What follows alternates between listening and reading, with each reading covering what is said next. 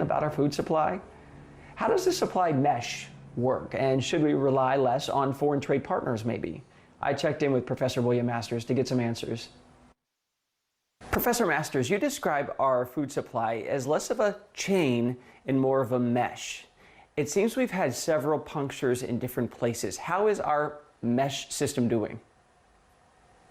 Well, overall, it's doing amazingly well. We've filled in the gaps, filled in the holes where emergencies have arisen. The big problem, of course, is in meatpacking plants where workers are shoulder to shoulder, very loud, very humid, very cold, so very high transmission, and many plants have shut down, so there's the risk of meat shortages. Those haven't been a serious problem yet, but they've been a big topic of debate. In your opinion, what's the best thing we could do to secure that? Well, public health playbooks for epidemic control are pretty well established. Listening to public health experts tells you that you need to test, even test asymptomatic people. You need to trace their contacts, and you need to shut down the facilities where transmission happens.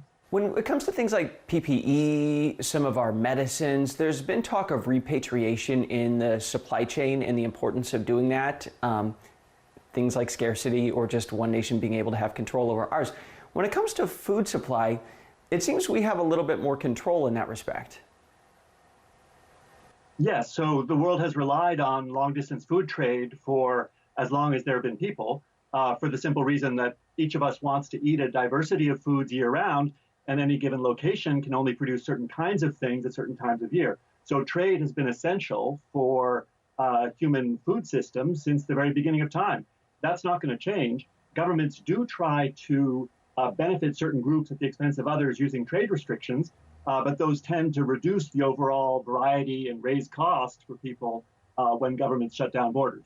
Are our supply trade relationships holding up even under the pressure of the pandemic? Yes, they have. So we have allowed migrant workers generally to travel, which has been helpful for crop production, sometimes at some risk to those workers, but and some risk to their communities. It might be possible to reduce migrant worker travel and improve migrant worker safety a little bit. We've allowed food to cross borders, and that's not true for every country. There are countries that are restricting trade a lot more, very much to their detriment. Will the market pretty quickly make up for these shortages we've seen in things like flour or meat and things like that? So what we found so far is that the pandemic causing reduction in employment and the recession, the reduced incomes, and therefore reduced demand for higher value products, that has arisen much faster than any reduction in supply. So reduced income has outpaced reduced supply, as a result of which prices for food commodities have overwhelmingly fallen, especially for higher value foods. So what we've seen is that the income effect, the reduced income and the recession, loss of employment and loss of livelihoods, that has been by far the largest effect of COVID on the food system so far.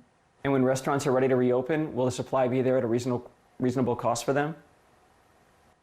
The food would be there for restaurants to reopen. The question is whether the customers would be there. So reopening the economy is not something one can just declare. Reopening the economy is a matter of trust, whether customers have enough trust that when they are in close proximity to others, they won't become infected. And to have that happen, we need a system of very robust testing of the population, tracing people who have had contact with folks who are infected, and then, of course, caring for those who are sick. Professor William Masters, thank you. Makes you feel just a bit better knowing there are shortages, but not a complete failure.